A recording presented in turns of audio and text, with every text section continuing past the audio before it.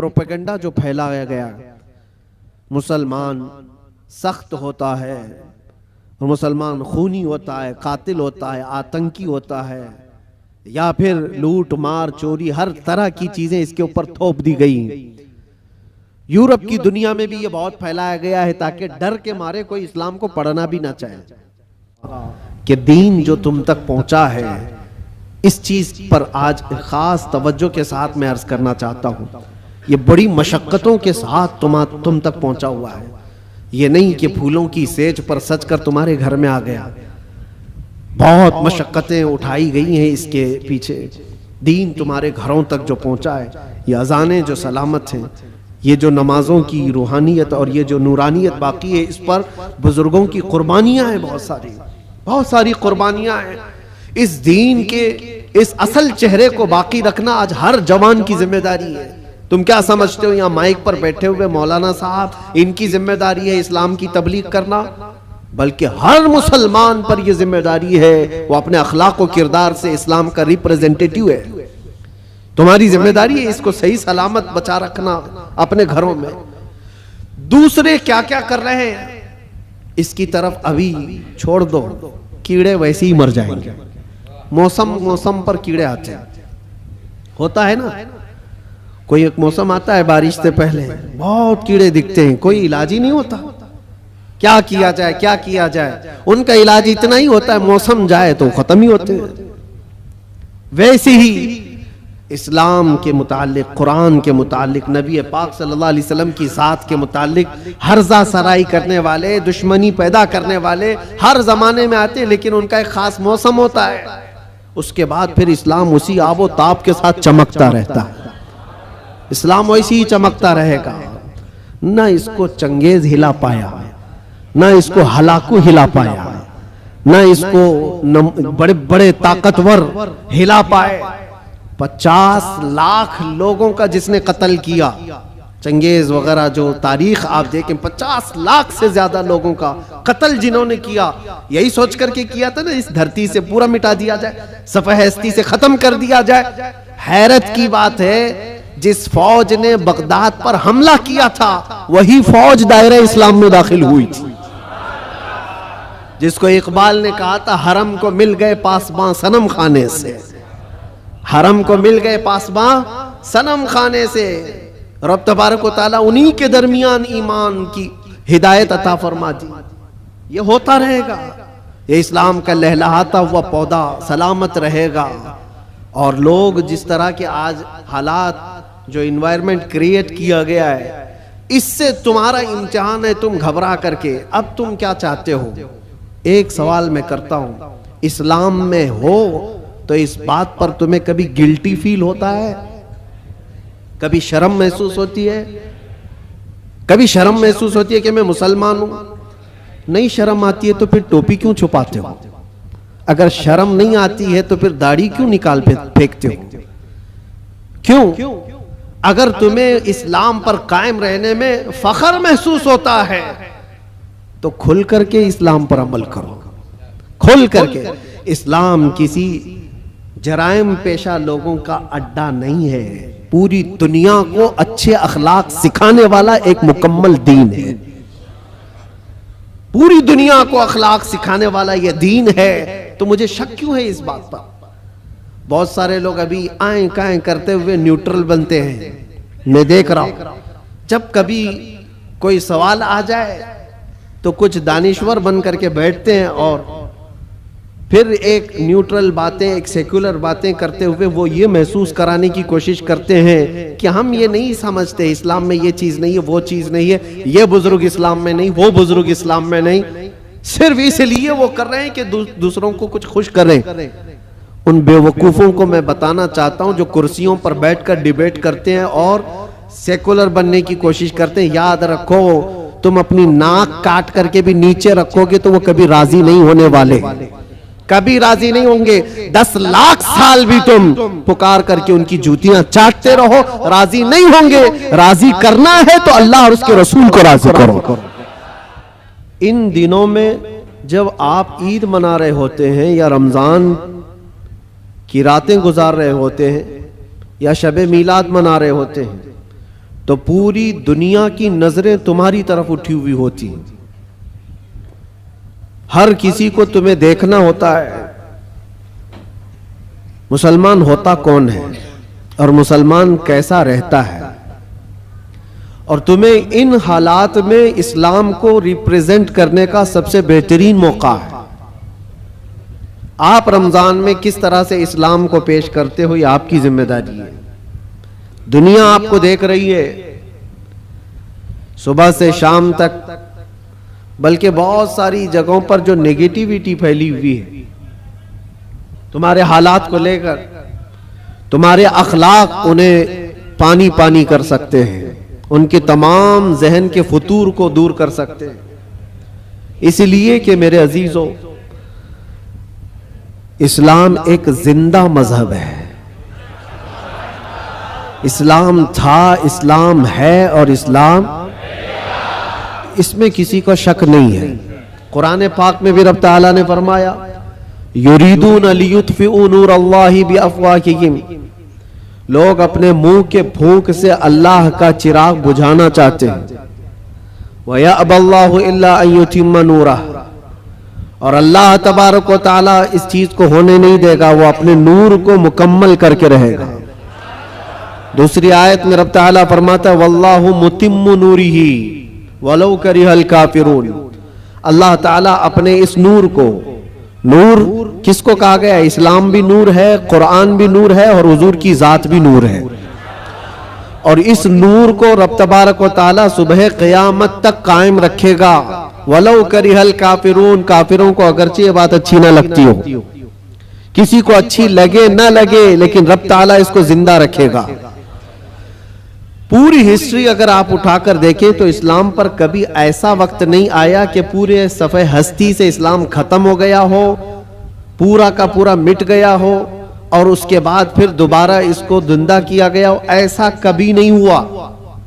हाँ, करबला जरूर हुआ है, बद्र और हुनैन भी हुए हैं, उहद और खंदक भी हुए हैं, चंगेज और ततारियों ने कत्ले आम भी किया है, तारीख में खून बहुत किया गया है, लेकिन कभी ऐसी चीज नहीं बता सकते कि पूरा का पूरा इस्लाम धरती से मिटा दिया गया, खत्म कर दिया गया।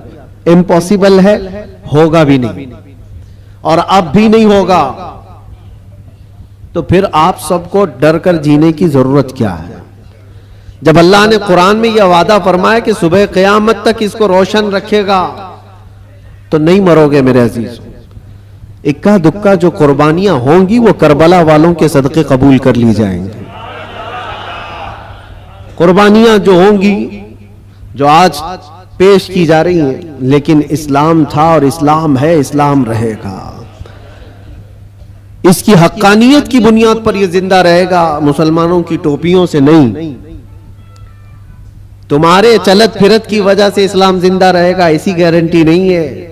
इस्लाम हक मजहब है, वो अपनी हक्कानियत की बुनियाद पर जिंदा रहेगा। कुरान अल्लाह का कलाम है, उसकी हक्कानियत की बुनियाद पर वो जिंदा रहेगा। ये तो हमारा और तुम्हारा इम्तिहान है कि हम इस पर कितने अमल करते हैं, हम इस पर कितने कारबंद रहते हैं, हम इस पर कितना यकीन करते हैं। आपसे मैं ये पूछता हूं, क्या इस्लाम के लिए जितने सीरियस हो आप, जितनी मोहब्बत करते हो, दिलो जान से चाहते हो, तो क्या इस्लाम के लिए आप हकीकत में सीरियस हो, हकीकत में मोहब्बत करते हो? अगर हकीकत में मोहब्बत करते हो तो क्या इस्लाम को अपने घर में भी पसंद करते हो? आप तो बोलेंगे कि हाँ, इस्लाम को मैं घर में पसंद करता हूं। अपनी जात पे इस्लाम को पसंद करते हो? सबसे बड़ी बात है, ये जिम्मेदारी की बात है कि जिस चीज से आप मोहब्बत करते हो वो चीज आपके घर में होना चाहिए। तो आप एक नजर जाकर देखें कि मेरे घर में इस्लाम नजर आता है या नहीं। मेरी औरत पर, मेरी बच्चियों पर, मेरी बहनों पर इस्लाम दिखता है कि नहीं दिखता? ये तुम्हारी जिम्मेदारी है। सड़कों पर इस्लाम जिंदाबाद के नारे लगाना और घरों से इस्लाम को दूर करना, ये नाइंसाफी है। या हम इस्लाम के साथ नाइंसाफी कर रहे हैं। अगर आपको इस्लाम पसंद है तो अपने घर में भी पसंद हो, अपने चेहरे पर भी पसंद हो, अपने लिबास में भी पसंद हो। लेकिन जो दुगली पॉलिसी आप उसको अमल कर रहे हो कि जुबान से इस्लाम के पसंद होने का नारा लगाते हो और जब अमल के मैदान में आए तो किसी और के अमल पर चल पड़ते हो। एक बात याद रखना ऐ नौजवानों, बहुत सारी आज ऐसी हरकतें मैं देखता हूं, ट्रेंड बनता जाता है किसी सेलिब्रिटी को देखना और उसके फैन हो जाना, दुनियावी एतबार से, इस्लामी एतबार से नहीं। और नौजवानों ने नक्शे सब बदल डाले, कपड़े भी फाड़ कर पहनने लग गए, कानों में बालियां भी डाल ली, नथ आनी बाकी है और चूड़ियां पहनना भी बाकी है। लेकिन तकरीबन जो कोई पर्दे सीमी में तुम्हें दिखाएगा, यानी टेलीविजन पर कोई बहुत ज्यादा मुजरे करके दिखाएगा, वो तुम्हारा आइडियल बन जाता है, उसकी हरकतों पर अमल करने लग जाते हो। मैं फलां एक्टर का फैन हूं, कोई लड़की कहती है फलां एक्ट्रेस की फैन है, और सब कुछ वही चाहिए, कपड़े भी वही, किरदार भी वही, नाक नक्शा भी वही, सारी चीजें। एक बात याद रखना, जिसके अखलाक पर तुम अमल करके दुनिया में फैशनेबल कहलाना चाह रहे हो, वो तुम्हें कभी देखने नहीं आता, कभी नहीं देखने आता। तुम चाहे यहां से चीखते रहो, चिल्लाते रहो, मैं तुम्हारा फैन हूं, उसको पता भी चलता है नहीं पता क्या मालूम। खामखा किसी के पीछे भागे भागे फिर रहे हो, वो कभी नहीं देखता कि मेरी तरह कपड़ा पहन रहा है, मेरी तरह चेहरा बना रहा है, मेरी तरह बाल का स्टाइल रखता है, कभी नहीं देखता। लेकिन एक बात याद रखो, ताजदारे मदीना रसूल करीम सल्लल्लाहु अलैहि वसल्लम के अखलाक पर जो अमल करता है, कसम खुदा की दुनिया के किसी भी कोने में रहो, आमिना के लाल तुम्हें मुलाहिजा फरमा रहे, रसूल पाक सल्लल्लाहु ताला अलैहि वसल्लम तुम्हें देख रहे हैं। और ये बात इतनी प्यारी है, जिसको दिखाने के लिए तुम्हें करना चाहिए वो देख नहीं रहा दुनिया वाला, लेकिन रसूल मुख्तार सल्लल्लाहु ताला अलैहि वसल्लम की अगर एक सुन्नत पर कोई अमल करता है तो वो आका अपनी कब्र से देखकर मुस्कुराते हैं। तुम्हारे आमाल उनके पास हर जुमेरात पेश किए जाते हैं, हर जुमेरात को उम्मत के आमाल हुजूर के पास पेश किए जाते हैं। हुजूर पाक सल्लल्लाहु अलैहि वसल्लम फरमाते हैं, मैं अपने हर उम्मती को उसके बाप के नाम से पहचानता हूं, हर उम्मती को उसके बाप के नाम से पहचानता हूं। अब आप सोचो, कल जुमेरात है, हुजूर पाक सल्लल्लाहु अलैहि वसल्लम की बारगाह में फिर फरिश्ते हमारे हफ्ते भर के अमाल लेकर जा रहे होंगे और सारी खबरें वहां पर पहुंचती हैं। अल्लाह के नबी सल्लल्लाहु ताला अलैहि वसल्लम फरमाते हैं, अगर अच्छे अमाल मेरे पास आए तो मैं खुश हो जाता हूं, अल्लाह का शुक्र बजा लाता हूं, और बुरे अमाल मुझ तक पहुंचाए जाते हैं तो गम होता है और मैं इस्तिग़फ़ार करता हूं। कितने जमाने तक हुजूर पाक सल्लल्लाहु अलैहि वसल्लम को गम पहुंचाते रहोगे, कब तक? इसीलिए मेरे अजीजों, आज के दौर में खास तौर पर ऐसे जो हालात आते हैं, ईद, बकरीद, मीलाद या जो भी ओकेशंस आते हैं, इसमें तुम्हारी जिम्मेदारियां बढ़ जाती हैं, तुम्हारे अखलाक और किरदार पर पूरी दुनिया नजर रखती है, हर एक देखना चाहती है। और हकीकत में देखा जाए तो तुम हुजूर पाक सल्लल्लाहु ताला अलैहि वसल्लम के तर्जुमान हो, तुम्हारे अखलाक देखकर लोग हुजूर को पढ़ने की कोशिश करें। नबी पाक सल्लल्लाहु ताला अलैहि वसल्लम तक पहुंचाने के लिए आप जरिया हो, आपके चलने फिरने के अंदाज, आपके लोगों से बात करने के अंदाज, ये सारी चीजें देख करके दुनिया हुजूर पाक सल्लल्लाहु अलैहि वसल्लम को पढ़ना चाहती है कि उनके गुलामों में 1400 साल के बाद ये जब अखलाक है तो उस नबी के अखलाक का हाल क्या हो। तो तुम्हारी जिम्मेदारी बढ़ जाती है जुबान को पाक करना, लोगों से मुलाकात के अंदाज को बदलना। अजीज़ान गिरामी वक़ार, नौजवानों पर आज बहुत सारी जिम्मेदारियां हैं। एक बात मैं आपको बताऊं, एक प्रोपेगेंडा जो फैलाया गया, मुसलमान सख्त होता है और मुसलमान खूनी होता है, कातिल होता है, आतंकी होता है, या फिर लूट मार चोरी हर तरह की चीजें इसके ऊपर थोप दी गई। यूरोप की दुनिया में भी ये बहुत फैलाया गया है ताकि डर के मारे कोई इस्लाम को पढ़ना भी ना चाहे।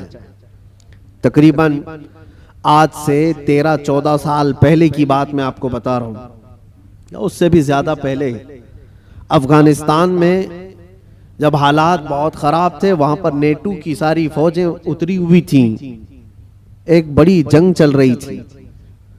उस वक्त अमेरिका की रहने वाली एक न्यूज रिपोर्टर, लेडी है, औरत है, वो हालात का मुआयना करने के लिए अफगान आई थी।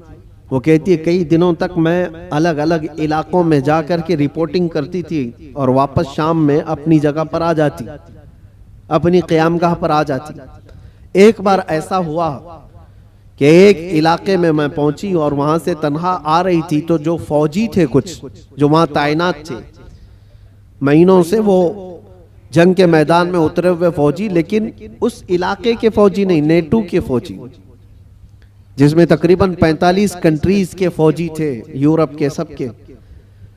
उन फौजियों में से 2 फौजियों ने इसको पकड़ लिया, इस औरत को, और इसके साथ कुछ गलत करने के इरादे से वो एक अंधेरी जगह पर उसको खींच रहे थे, ले जा रहे थे। शाम का वक्त था। इत्तेफाक ऐसा कि 2 नौजवान मस्जिद की तरफ जा रहे थे, मोमिनीन में से 2 नौजवान वहां से गुजर रहे थे। तो वो 2 नौजवानों ने अचानक जब ये हालत देखी कि एक खातून को जोर जबरदस्ती पकड़ करके कुछ लोग घसीट रहे हैं, तो उन्होंने आवाज लगाई और ताकतवर पठान लोग थे, हमला आवर हुए। तो फौजी चूंकि गलत नीयत से उसके साथ बदतमीजी कर रहे थे, छोड़ करके भाग गए जब तक उस औरत के कपड़े उपड़े फटे हुए थे, हालत बुरी थी। लेकिन ये 2 नौजवान मुसलमान थे, दाढ़ी टोपी वाले, उस खातून को वहां से आजाद कराया और अपने तरफ ले लिया, अपने पास ले लिया। ये खातून कहती है कि मुझे तो ज्यादा डर लग गया कि ये वहशी मुसलमानों के हाथ में आ गई, अब पता नहीं क्या करेंगे, सीधे ज़बह करते हैं लोग, क्योंकि बचपन से प्रोपेगेंडा दिमाग में था। अमेरिका की रहने वाली, उसके दिमाग में यही सारी चीजें भरी गई थी, मुसलमान सख्त होता है, कातिल होता है, आतंकी होता है, लुटेरा होता है, न जाने क्या क्या चीजें फैलाई गई हैं। वो डरी हुई थी औरत, क्या पता नहीं, वो तो फौजियों के हाथ में थी, वो अपनी जिस्मानी ख्वाहिश पूरी करके छोड़ देते, लेकिन ये लोग तो बहुत खतरनाक किस्म के लोग हैं, ये तो सीधे ज़बह कर देते हैं, खून बहा देते हैं। डरी सहमी हुई उन 2 नौजवानों के हाथ में तो आ गई, लेकिन वो 2 नौजवान लेकर गए, एक कमरे में इस खातून को बंद कर दिया और ताला लगा दिया, बंद कर दिया। ये डरी थी शायद मेरी मौत का कोई परवाना आने वाला है, या कुछ भी मेरे साथ किया जा सकता है, या हो सकता है मुझे किडनैप करके हमारे मुल्क से कुछ मेरे बदले में मांगने वाले हो।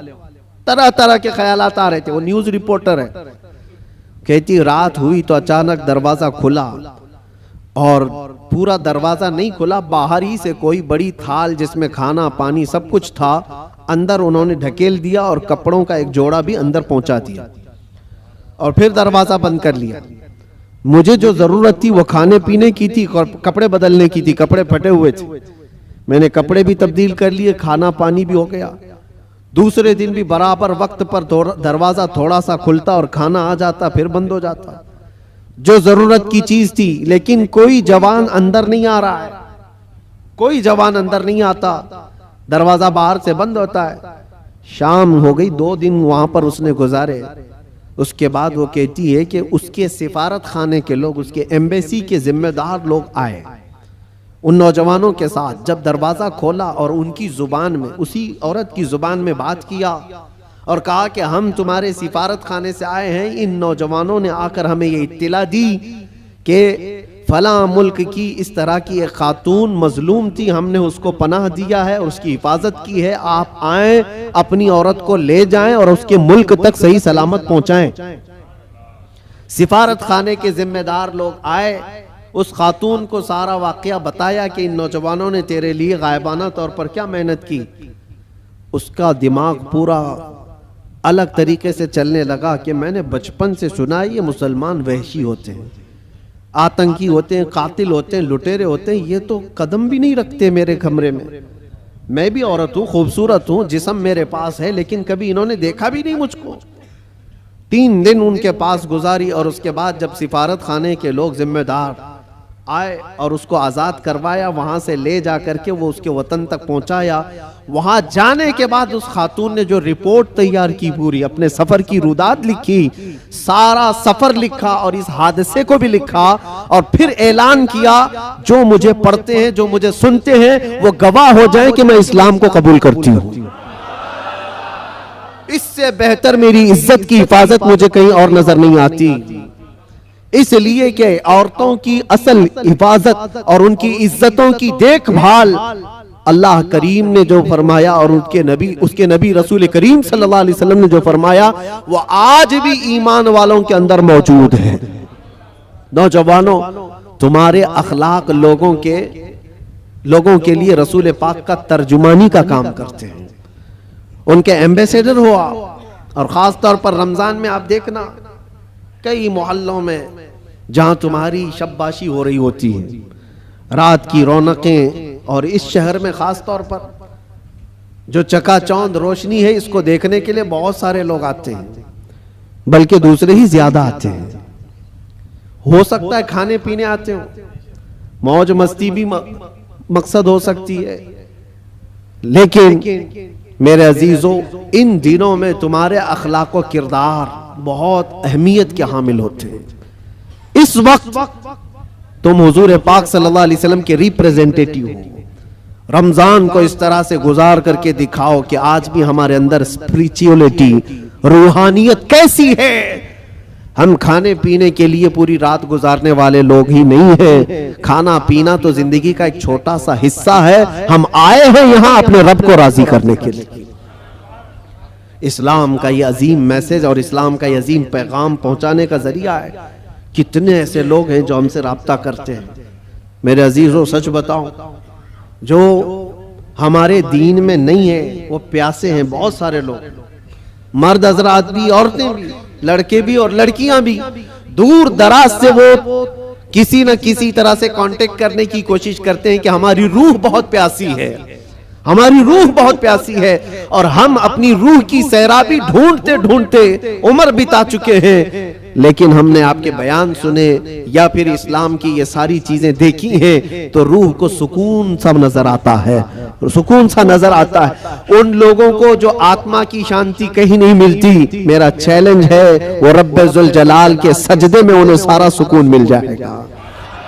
इसलिए कि बनाया हुआ पालनहार हकीकी का ये जिस्म है, अल्लाह का बनाया हुआ ये जिस्म है। और उसी ने कुरान में ये फरमाया, अला बिज़िक्रिल्लाहि तत्मइन्नुल कुलूब, आगाह हो जाओ, अल्लाह के जिक्र में ही तुम्हारे दिलों का सुकून है, अल्लाह के जिक्र में तुम्हारे दिलों का इत्मीनान है। और ये इत्मीनान करने के लिए तो रमजान है। आप देखना, यहां से उसी आदमी का भागने का मन करता है मस्जिद से जिसका दिल काला हो चुका होता है, जिसका दिल पत्थर से सख्त हो गया हो। वो गिन रहा होता है, घड़ी की सुइयां देख रहा होता है कि कब उठूं यहां से भागूं। लेकिन जिसका दिल अल्लाह से लग गया है, वो तो जोहर के बाद असर का इंतजार कर रहा होता है। क्योंकि हदीस पाक में हुजूर सल्लल्लाहु अलैहि वसल्लम ने ये फरमाया है कि 7 लोग ऐसे हैं जिनको कयामत के दिन भी अल्लाह अपने अर्श का साया अता फरमाएगा। वो 7 लोगों में से एक ऐसा आदमी है, रजुलुन तअल्लक़ क़ल्बुहु बिल मसाजिद, ऐसा आदमी जिसका दिल हमेशा मस्जिद में लटका हुआ रहता है। दिलों का सुकून रब्बे जुल जलाल के हुजूर है, और ये पूरी दुनिया को बताने की भी जरूरत है। आज नफ्सा नफ्सी का दौर है, मादियत परस्ती है। लोग आज चाहे वो जितने भी चमत्कार देख करके भागे, लेकिन मेरा एक यकीन है मेरे अजीजों, रूह का सुकून उन्हें कहीं नहीं मिलता। पैसे भी बर्बाद किए हुए बहुत सारे लोग हैं, दौलत को बेहिसाब खर्च करके अपना आराम ढूंढने वालों को भी मैं जानता हूं, लेकिन फिर भी उनको वो रूहानी सुकून नहीं मिलता। क्योंकि हमें यकीन है कि ये पूरी जो बॉडी है, ये पूरा जो जिस्म है, किसी और ने नहीं बनाया, अल्लाह रब्बुल इज्जत ने बनाया, और वही बेहतर जानता है। और उसी की तरफ से अगर कल्ब को सुकून मिला तो मिल सकता है, बाकी कोई ताकत तुम्हें सुकून नहीं दे सकती, कोई ताकत नहीं। कोरिया का एक शख्स बहुत मालदार, बहुत मालदार, बल्कि मैं आपको बताऊं मुल्क का ऐसा मालदार जो मुल्क की हुकूमतें बदल देता। मैं पूरे नाम के साथ तफसील में नहीं जा रहा हूं, लेकिन वो एक बहुत बड़ी मोबाइल कंपनी का मालिक, पूरी दुनिया को मोबाइल पहुंचाया, सारी चीजें किया, लेकिन उसका आखिरी वक्त आप अगर मुताला करोगे तो बेचारा ऐसा बिस्तर पर आ गया कि एक रोटी उसके हलक में नहीं जा पाती थी।